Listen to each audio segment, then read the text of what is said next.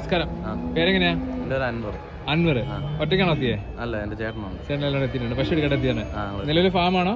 ഞങ്ങളിപ്പോ പുതുതായിട്ട് സ്റ്റാർട്ട് ചെയ്ത് ഉണ്ട്. പശു ഉണ്ട്. ഇപ്പൊ ഇച്ചിരി കൂടെ എടുക്കാൻ വേണ്ടി വന്നു. ശരി, ഇപ്പൊ എത്ര പശു എടുത്തു നമ്മള്? ഞങ്ങൾ മൊത്തം ഇപ്പൊ 5 പശുവിനെ എടുത്തു. ഈ കാണുന്ന 5 പശുക്കളാണല്ലേ? ഓക്കെ. റെഡ് ആൻഡ് വൈറ്റ് പശുക്കളൊക്കെ ഉണ്ടല്ലോ. ഒരു പിന്നെ HF ആണല്ലേ? പ്രസവിച്ചാണോ ചാനയാണോ? ഇല്ല, ഇതെല്ലാം ചെനപ്പശു. എല്ലാം ചെനപ്പശുക്കൾ തന്നെയാണ് എടുത്തേക്കുന്നത്. കറക്റ്റ് സ്ഥലം എവിടെ നമുക്ക്? ഞങ്ങള് കൊല്ലം കൊട്ടാരക്കര കഴിഞ്ഞ് കുന്നിക്കോട് എന്ന് പറയും. ഇപ്പൊ നമ്മൾ തന്നെയാണോ ജോലി ഫുള്ള് നോക്കുന്നത്?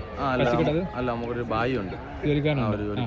എത്ര ശമ്പളം കൊടുക്കണം അവർക്ക്? അവർക്കൊരു 10-18 ശമ്പളം കൊടുക്കണം. അപ്പൊ ഇതൊക്കെ എങ്ങനെ ഏകദേശം വരാം? ആവറേജ് വില നമുക്ക് എത്ര വീണിട്ടുണ്ട് എല്ലാം കൂടെ?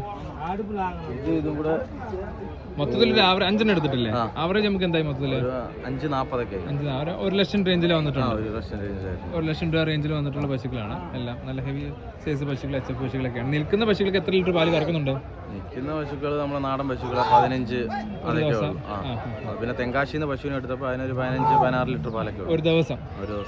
പാലെങ്ങനെ നമ്മൾ ചെയ്യുന്നത്? ലോക്കൽ സെയിലാണോ? നമുക്ക് സൊസൈറ്റിയിലും കൊടുക്കുന്നുണ്ട്. പിന്നെ നമ്മൾ ലോക്കൽ സെയിലും ചെയ്യും. ലോക്കൽ സെയിൽ എത്ര രൂപ? ലോക്കൽ സെയിൽ നമ്മളവിടെ 70 രൂപ ഉണ്ട്. നമ്മളവിടെ 70. സൊസൈറ്റിയിൽ എത്ര കിട്ടും? സൊസൈറ്റിയിൽ 54 രൂപ. അല്ല, 44 രൂപ. ശരി. വേറെ എന്തെങ്കിലും ബിസിനസ് നമുക്ക് ഉണ്ടോ ഇതിൻ്റെ കൂടെ? പശു അല്ലാതെ? ഇല്ല, ഇപ്പം വലിയ പശുക്കളാണ്. ശരി. അപ്പം എന്തായാലും നന്നായി വരട്ടെ. വലിയ ഫാം ആവട്ടെ. നല്ല ഇതില്ല. Okay, thank you.